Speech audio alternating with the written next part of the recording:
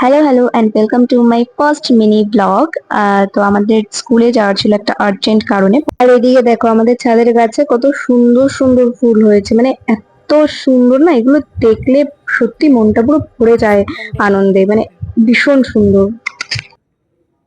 দেন ছাদের থেকে নেমে আমি ঝটাপট রেডি হয়ে বেরিয়ে পড়লাম স্কুলের উদ্দেশ্যে। খুবই গরম, মানে খুবই রোদ ছিল। সানস্ক্রিন মেখেছি, সেটারও কোনো কাজ দেয়নি।